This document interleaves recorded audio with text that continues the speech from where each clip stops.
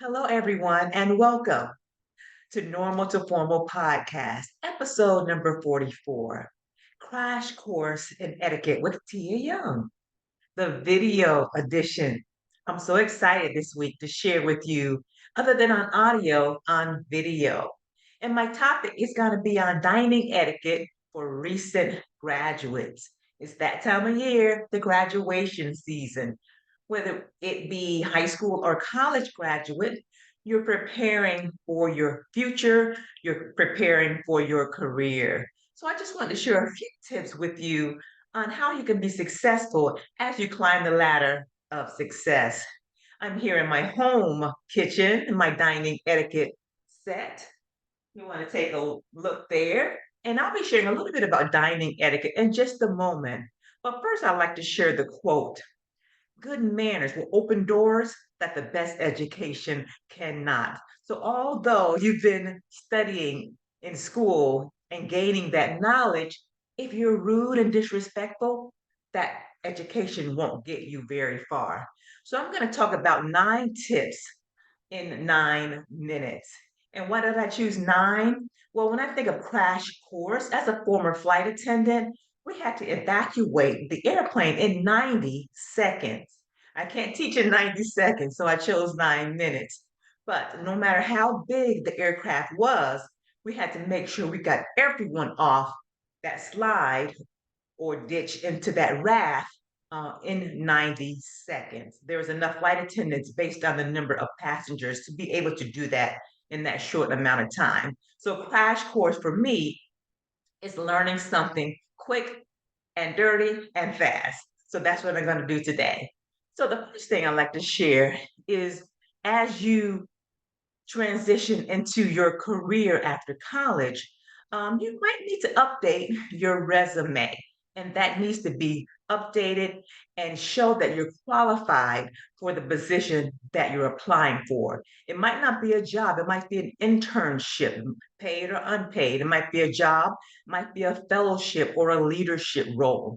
But take on those roles, even if it's not paid, because it'll give you work experience, and make sure it's the most current and it speaks to the job or opportunity that you're looking at doing.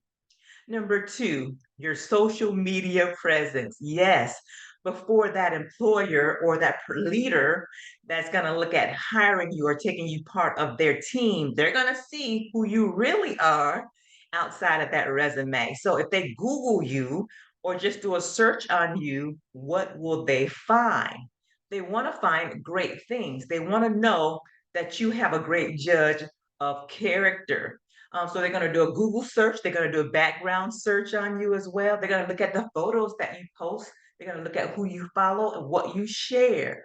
Those things, even though you didn't say it, if you share it, like it, comment on it positively, it shows that that's who you relate to most.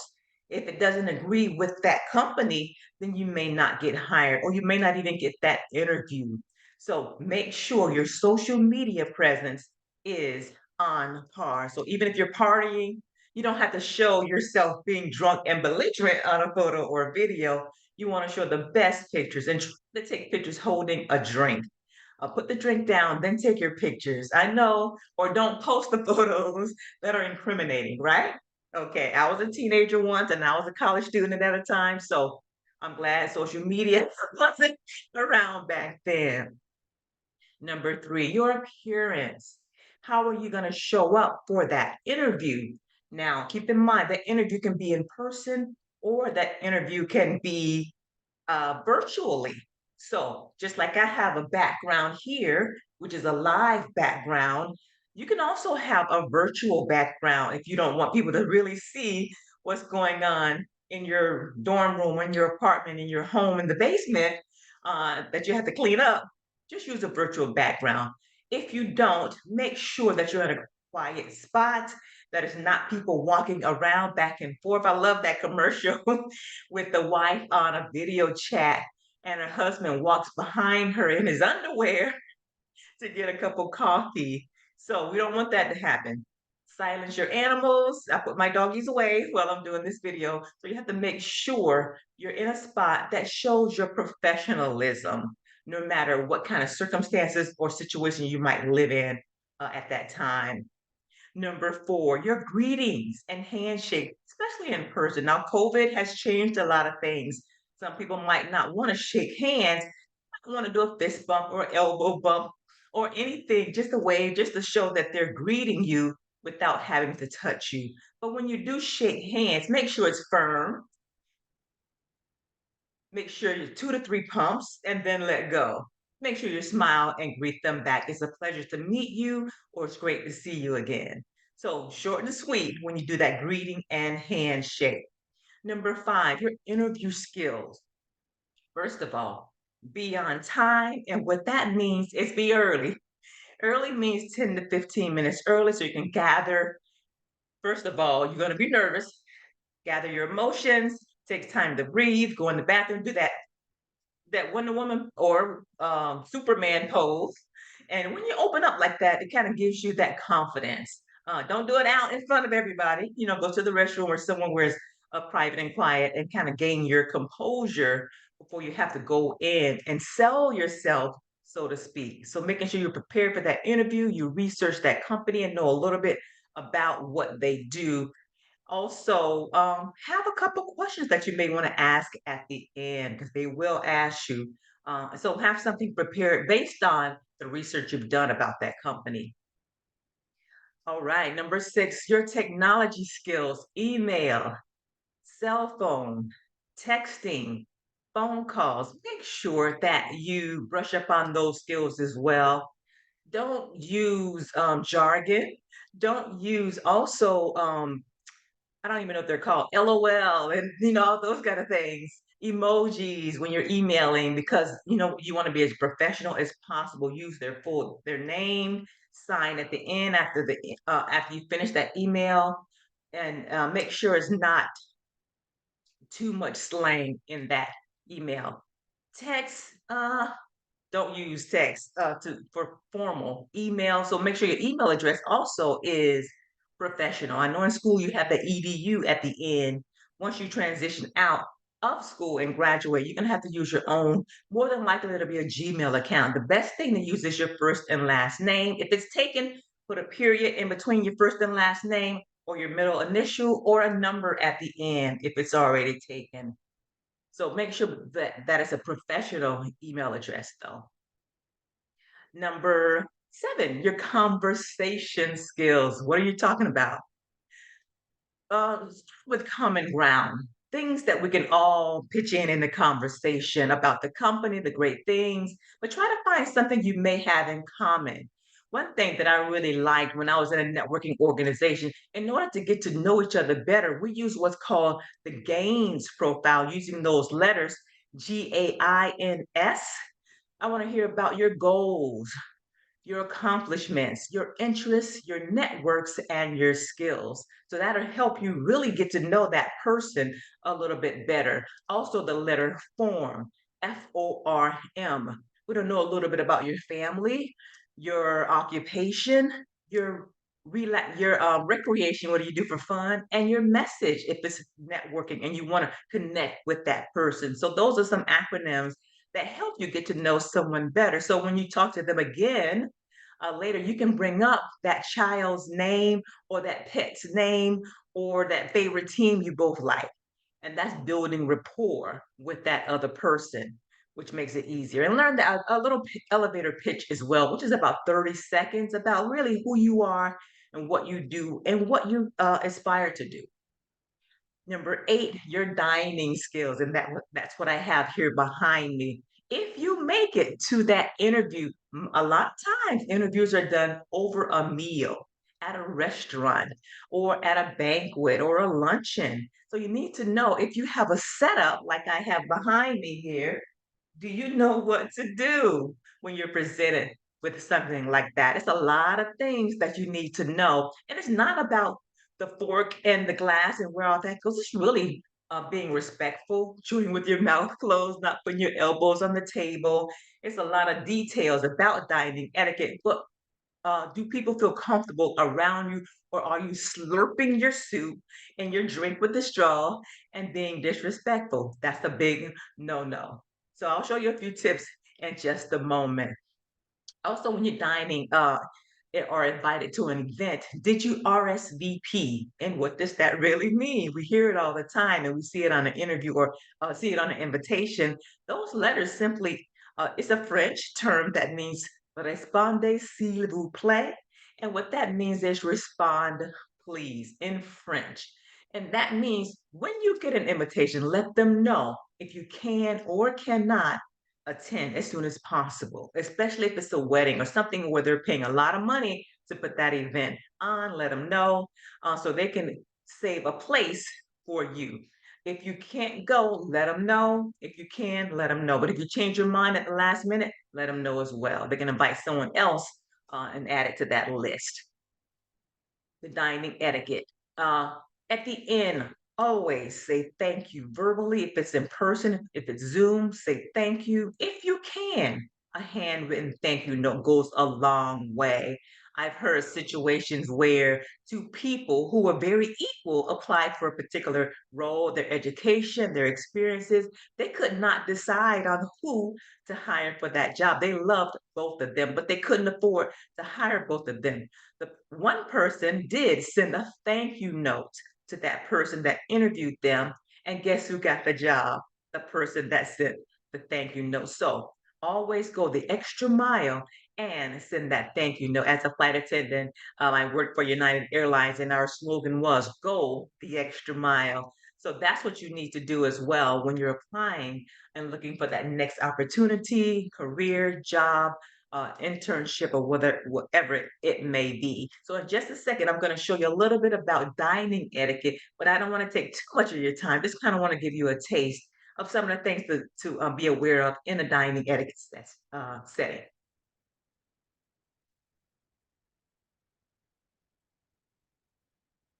All right, here we are. This is a place setting here in front of you. And if you're at a more formal setting, how do you know if you're at a formal setting? Well, it will be linen instead of paper.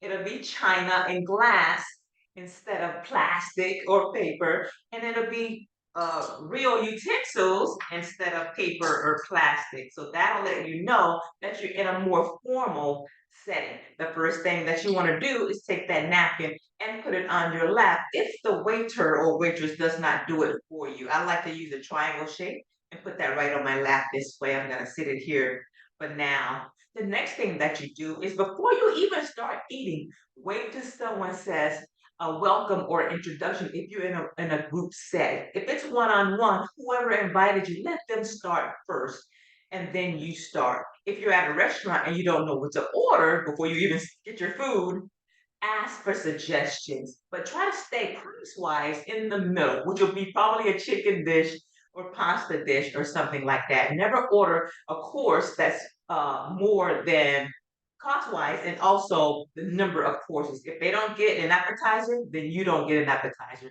If they don't get dessert, you don't get a dessert. If they only get the main course, that's what you stick to as well. So try to mirror that person that you're with, the person in charge or the person that invited you, the employer or someone that in that leadership role. The next thing you do, you'll normally have different courses. Sometimes you'll start with the soup course and you'll use that soup spoon. All these utensils and plates wouldn't be out of stack. They will come out one at a time. Once you finish that particular dish, the soup, they'll take it away. They'll serve you on one side. It's backwards for me. You will be sitting right there. I'm on like I'm on the other side of the table. So right here on that side is where you will be sitting. So the forks are on the left for you, the knife and spoons are on the right. When you finish that first course, they will take that away. Then you'll start with the soup course. You'll use working your way from the outside in. Soup, the salad is next. I have two knives, so I can use my fork. And then you place your utensils in a number right across where the number 4 would be. The wait staff will take that away from you on the right side. I'm going to sit that here. The next course is the entree. You're going to use this fork and this knife to eat with. When you're done, just like before, place it this way. It's called the silent service code. It lets them know you're done eating. You also may see the fork and knife crisscross in this way. When you see it crisscross, that means you're still eating. You don't want the wait staff to take your plate away from you. But when you place it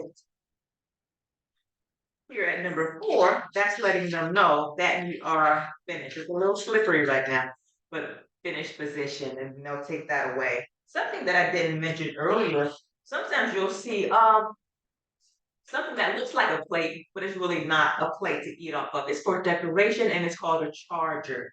And all the courses are placed there, sometimes in a more formal setting. But you don't eat off that, everything else is placed on that. And the drinks here, if you're not old enough to drink wine or alcohol, do not order it. But you might have a wine, you might have a water, you might have a iced tea or a soft drink. These are wine glasses, but sometimes you'll have a goblet that you can use iced tea or lemonade in as well. This china is for hot drinks, and the crystal is for cold drinks. Above the plate in the charger here, this is for dessert. It's a spoon and a fork that's placed right above. Can't see it, but if I move the charger right here, and you bring these down for dessert. Dessert then is brought out separately. I'm going to use this, but it's normally going to be a different plate, of course. Wait staff will bring it there for your dessert. Cake or pie, mousse, ice cream. That's why you get a fork and a knife. Because sometimes you might order something that you might use the spoon for if it's soft, ice cream, pudding, the fork, cake, pie that you will use it for. When you're done, you can just put them both. Yeah, once you start using a utensil, you don't put them back on the table and the lid. It'll get dirty. They rest on the plate from that point on. And then when you finish, it will be like that. Uh, the bread and butter plate is on this side. And a lot of times people get their bread plate mixed up with the person next to them because it all starts to blend in, especially if it's a round table. Remember, your bread is always on your left and your drinks are always on your right. In the B and D, I'll turn around this way. Bread, B, drink, D. So when you're facing the table and you put your hand in the B and D position, it'll point to the bread and it'll point to the drink. So you won't get those mixed up. So these have been a few tips, really quick crash course in etiquette with Tia Young, and on my Normal to Formal podcast episode number 44. Thank you so much for listening to me. I hope you learned some wonderful tools to help you as you navigate from college or high school into your career or profession. Make sure if you'd like to hear more information about me, you can follow me at Mrs. Tia Young on Facebook, Instagram, or Twitter, and Mrs. Manners on LinkedIn. My website is tiayoungimage.com. And I look forward to seeing you the next time. Thank you so much for joining me. Bye bye.